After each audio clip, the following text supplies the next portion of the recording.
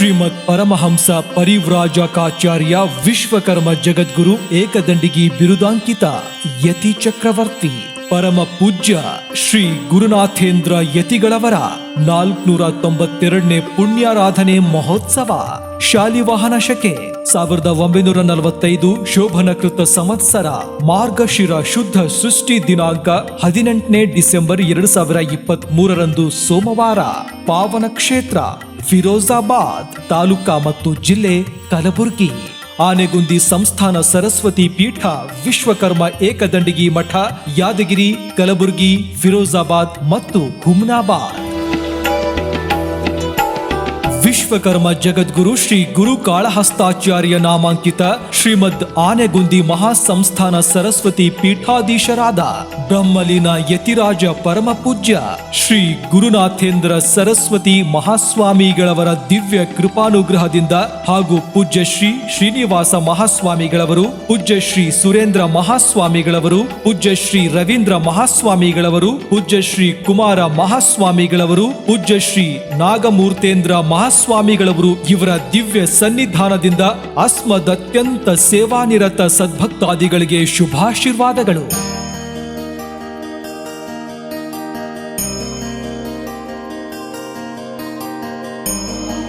ಕೃತೇತು ವೆಂಕಟಾಚಾರ್ಯೋ ತ್ರೇತಾಯಾಂ ನರಕೇಸರಿ ದ್ವಾಪಾರೆ ಜೋಳಿರಾಚಾರ್ಯೋ ಕಾಳಹಸ್ತೌ ಕಲಿಯುಗೆ ಎಂಬಂತೆ ಯುಗ ಯುಗಗಳಿಂದಲೂ ವಿಶ್ವ ಬ್ರಾಹ್ಮಣ ಜಗದ್ಗುರುಗಳಾಗಿ ಮೆರೆಯುತ್ತಾ ಕಲಿಯುಗದಲ್ಲಿ ಭಗವಾನ್ ಶ್ರೀ ವಿಶ್ವಕರ್ಮನ ಅಪರವತಾರಿಗಳಾಗಿ ಧರೆಗಿಳಿದು ವಿಶ್ವಕರ್ಮ ಜಗದ್ಗುರುಗಳಾಗಿ ಮೆರೆದ ಶ್ರೀ ಗುರು ಕಾಳಹಸ್ತಾಚಾರ್ಯರು ವಿಶ್ವಕರ್ಮ ಧರ್ಮಕ್ಕೆ ಪಂಚ ಪೀಠಗಳನ್ನು ಸ್ಥಾಪಿಸಿದರು.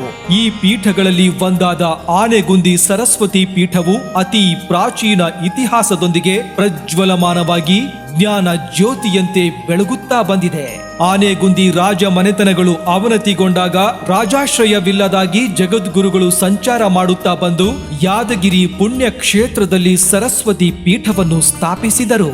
ಸದ್ಧರ್ಮ ಪೀಠ ಪರಂಪರೆಯಿಂದ ಅನೇಕ ಯತಿಗಳನ್ನು, ಪೀಠಾಧೀಶರನ್ನು, ಪವಾಡ ಪುರುಷರನ್ನು ಜನ್ಮ ನೀಡುತ್ತಾ ಬಂದಿರುತ್ತದೆ. ಈ ಗುರು ಪೀಠ ಪರಂಪರೆಯಲ್ಲಿ ಸುಮಾರು 16ನೇ ಶತಮಾನದಲ್ಲಿ ಅತಿ ಚಿಕ್ಕ ವಯಸ್ಸಿನಲ್ಲಿಯೇ ಯತಿವರೆಣ್ಯರಾಗಿ ತಪೋನಿಷ್ಠರಾಗಿ ಶ್ರೀದೇವಿ ವರಪುತ್ರರಾಗಿ ಶ್ರೀಮಠದಲ್ಲಿ ಜನಿಸಿದ ಶ್ರೀ ಗುರುನಾಥ ಮಹಾಸ್ವಾಮಿಗಳವರು ಅನೇಕ ಬಾಲಲೀಲೆಗಳೊಂದಿಗೆ ಪ್ರಖ್ಯಾತರಾದರು. ನಂತರ ಭಕ್ತಾದಿಗಳ ಆಗ್ರಹದ ಮೇರೆಗೆ ವಿಜಾಪುರಕ್ಕೆ ಹೋಗಿ ಅನೇಕ ಸಮುದಾಯದವರಿಂದ ಅಗ್ರ ಪೂಜೆಯನ್ನು ಸ್ವೀಕರಿಸಿ ಅಲ್ಲಿರುವ ಅಲಿ ಆದಿಲ್ ಶಾಹಿ ಅರಸರ ರಾಜಮನೆತನದ ಮುಂಭಾಗದ ದೇಗುಲದಲ್ಲಿ ವಾಸವಾಗಿದ್ದ ನಾರಸಿಂಹನೆಂಬ ಬ್ರಹ್ಮ ರಾಕ್ಷಸನನ್ನು ತಮ್ಮ ತಪಶಕ್ತಿಯಿಂದ ನಿಗ್ರಹಿಸಿ ಜನ್ಮ ಜನ್ಮಾಂತರದ ಸಂಚಿತ ಪಾಪಗಳನ್ನು ತೊಳೆದು ಹಾಕಿ ಪಾವನ ಮೂರ್ತಿಯನ್ನಾಗಿ ಮಾಡಿ ಅನುಗ್ರಹಿಸಿ ಅದೃಶ್ಯ ರೂಪದಲ್ಲಿ ತಮ್ಮ ಪಲ್ಲಕ್ಕಿಯ ಮುಂದಿನ ದಂಡಿಗೆ ಹೋರುವ ಸೇವೆಯನ್ನು ಆ ನಾರಸಿಂಹನಿಗೆ ಕೊಟ್ಟ ಅಲಿ ಆದಿಲ್ ಶಾಹಿ ರಾಜರಿಂದ ಅನೇಕ ಸೇವಾ ಕೈಂಕರ್ಯಗಳನ್ನು ಸ್ವೀಕರಿಸಿ ಬಿರುದು ಬಾವಲಿಗಳೊಂದಿಗೆ ರಾಜ ಮನೆತನದಿಂದ ಶ್ರೀಮಠಕ್ಕೆ ಏಕದಂಡಿಗಿ ಎಂಬ ನಾಮದಿಂದ ಬಿರುದಾಂಕಿತರಾಗಿ ರಾಜಗುರುಗಳಾಗಿ ಮೆರೆದರು. ನೊಂದ ಭಕ್ತರನ್ನು ಉದ್ಧರಿಸುತ್ತಾ ಅಖಂಡ ಪಲ್ಲಕ್ಕಿಯಲ್ಲಿಯೇ ಸಂಚಾರಗೈಯುತ್ತಾ ಶ್ರೀಚರಣಕ್ಕೆ ಶರಣಾಗತರಾಗಿ ಬಂದ ಭಕ್ತರನ್ನು ಪುನೀತರನ್ನಾಗಿ ಮಾಡುತ್ತಾ ಎಲ್ಲಾ ಭಕ್ತ ಸಮುದಾಯಗಳೊಂದಿಗೆ ಗಾಣಗಾಪುರ ಕ್ಷೇತ್ರಕ್ಕೆ ಬಂದು ವಿಪ್ರ ಸಮುದಾಯದವರಿಂದ ಅಗ್ರ ಪೂಜೆಯನ್ನು ಸ್ವೀಕರಿಸಿ ತ್ರಿಮೂರ್ತಿ ಸ್ವರೂಪ ಶ್ರೀ ದತ್ತಾತ್ರೇಯರ ನಿರ್ಗುಣ ಪಾದುಕೆಗಳನ್ನು ತಾವೇ ಸ್ವತಃ ಪ್ರತಿಷ್ಠಾಪಿಸಿ ಕ್ಷೇತ್ರಕ್ಕೆ ಬರುವ ಭಕ್ತರ ಕಷ್ಟ ಕಾರ್ಪಣ್ಯ ಸರ್ವಭೂತ ಪ್ರೇತಗಳ ನಿವಾರಣೆಗಾಗಿ ತಮ್ಮ ಸೇವಕ ನರಸಿಂಹನಿಂದ ಅರಳಿ ಮರದ ಕೆಳಗೆ ಉಗ್ರ ನರಸಿಂಹ ಯಂತ್ರವನ್ನು ಸ್ಥಾಪಿಸಿದರು.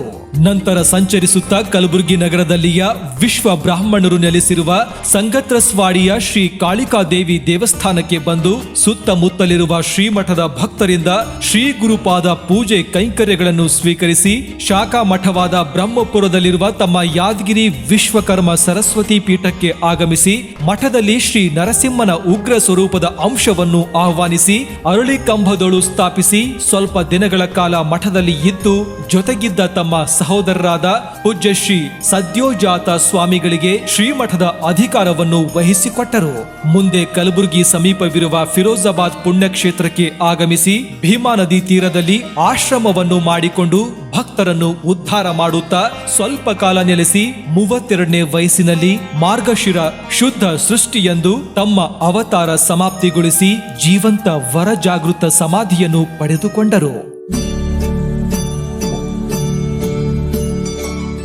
ಇಂತಹ ಸದ್ಗುರುವಿನ ಪುಣ್ಯರಾಧನೆಯನ್ನು ಪ್ರತಿ ವರ್ಷದಂತೆ ಈ ವರ್ಷವೂ ಕೂಡ ಮಾರ್ಗಶಿರ ಶುದ್ಧ ಸೃಷ್ಟಿ ದಿನಾಂಕ 18ನೇ ಡಿಸೆಂಬರ್ 2023 ಸೋಮವಾರದಂದು ಶ್ರೀ ಗುರು ಸಾರ್ವಭೌಮರಾದ ಶ್ರೀ ಗುರುನಾಥೇಂದ್ರ ಯತಿಗಳವರ ಪುಣ್ಯರಾಧನೆಯನ್ನು ಪ್ರಸ್ತುತ ಪೂಜ್ಯ ಶ್ರೀಗಳವರ ದಿವ್ಯ ಸಾನ್ನಿಧ್ಯದಲ್ಲಿ ಬಹು ವಿಜೃಂಭಣೆಯಿಂದ ಜರುಗಲಿದೆ. ಈ ಪುಣ್ಯಾರಾಧನೆಯ ಪ್ರಯುಕ್ತ ಅಂದು ಬೆಳಗ್ಗೆ 6 ಗಂಟೆಗೆ ಶ್ರೀ ವಿಶ್ವಕರ್ಮ ಸುಪ್ರಭಾತ, ಧ್ವಜಾರೋಹಣ, ಗಣಪತಿ ಪೂಜಾ, ಪುಣ್ಯಾಹ ನವಗ್ರಹ ಪೂಜೆ, ಬೆಳಗ್ಗೆ 10 ಗಂಟೆಗೆ ಶ್ರೀಗಳವರ ಉತ್ಸವ ಮೂರ್ತಿಯನ್ನು ಅರ್ಚಕರ ನಿವಾಸದಿಂದ ಪಲ್ಲಕ್ಕಿಯಲ್ಲಿ ಮಂಗಲವಾದ್ಯ ವೇದ ಘೋಷದಿಂದ ಗಂಗಾ ಸ್ನಾನದೊಂದಿಗೆ ಶ್ರೀಮಠಕ್ಕೆ ಕರೆದುಕೊಂಡು ಬರಲಾಗುವುದು. ನಂತರ ಕರ್ತೃ ಗದ್ದುಗೆಗೆ ವೇದೋಕ್ತ ಪೂಜೆ, ಕಲಶಾಭಿಷೇಕದೊಂದಿಗೆ ಪಂಚಾಮೃತ ಅಭಿಷೇಕ, ಷೋಡಶೋಪಚಾರ, ಅಲಂಕಾರ ಪೂಜೆ, ಅಷ್ಟೋತ್ತರ ಬಿಲ್ವಾರ್ಚನೆ, ನಂತರ ವೈಶ್ವಕರ್ಮಣ ಹೋಮ, ನರಸಿಂಹ ಕುಂಭ ನೈವೇದ್ಯ, ಪೂರ್ಣಾಹುತಿ ಹಾಗೂ ಸಾಮೂಹಿಕ ಜವಳ ಉಪನಯನ ನಡೆಯುವುವು. ನಂತರ ಮಹಾಮಂಗಳಾರತಿ, ತೀರ್ಥ ಪ್ರಸಾದ ವಿತರಣೆ. ತದನಂತರ ಶ್ರೀಮಠದ ಪೂಜ್ಯರ ನೇತೃತ್ವದಲ್ಲಿ ಹಾಗೂ ಆಗಮಿಸಿದ ಪೂಜ್ಯರ ಸನ್ನಿಧಾನದಲ್ಲಿ ಧರ್ಮಸಭೆ ಜರುಗಲಿದೆ. ಇದರಲ್ಲಿ ಶ್ರೀಮಠಕ್ಕೆ ಹಾಗೂ ಪುಣ್ಯರಾಧನೆಗೆ ಭಕ್ತಿ ಸೇವೆ ಸಲ್ಲಿಸಿದ ಸದ್ಭಕ್ತಾದಿಗಳಿಗೆ ಹಾಗೂ ರಾಜಕೀಯ ಧುರೀಣರಿಗೆ, ಗಣ್ಯ ವ್ಯಕ್ತಿಗಳಿಗೆ ಶ್ರೀಮಠದಿಂದ ಸತ್ಕಾರ, ನಂತರ ಪೂಜ್ಯ ಶ್ರೀಗಳಿಂದ ಆಶೀರ್ವಚನ ಸಂದೇಶ. ಮಧ್ಯಾಹ್ನ 2 ಗಂಟೆಗೆ ಮಹಾ ಪ್ರಸಾದ ವಿತರಣೆ.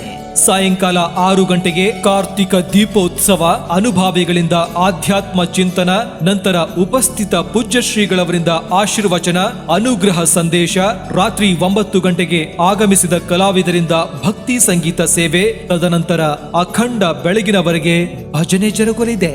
ಆದ ಕಾರಣ ಭಕ್ತಾದಿಗಳೆಲ್ಲರೂ ಈ ಪುಣ್ಯ ಸಮಾರಂಭಕ್ಕೆ ಆಗಮಿಸಿ ತನು ಮನ ಧನದಿಂದ ಶ್ರೀ ಗುರು ಚರಣಾಂಬುಜದ ಸೇವೆಗೈದು ಕೃತಾರ್ಥರಾಗಿ ಸಮಸ್ತ ಭಕ್ತಾದಿಗಳ ಆಗಮನದ ನಿರೀಕ್ಷೆಯಲ್ಲಿರುವ ಪೂಜ್ಯ ಶ್ರೀ ದೇವೇಂದ್ರ ಮಹಾಸ್ವಾಮಿಗಳವರು, ಪೂಜ್ಯ ಶ್ರೀ ವಿಶ್ವಮೂರ್ತಿ ಮಹಾಸ್ವಾಮಿಗಳವರು, ಪೂಜ್ಯ ಶ್ರೀ ರೂಢೇಂದ್ರ ಮಹಾಸ್ವಾಮಿಗಳವರು ಸರ್ವರಿಗೂ ಶುಭಾಶೀರ್ವಾದಗಳೊಂದಿಗೆ ಹಾರ್ದಿಕ ಸ್ವಾಗತ ಸುಸ್ವಾಗತ.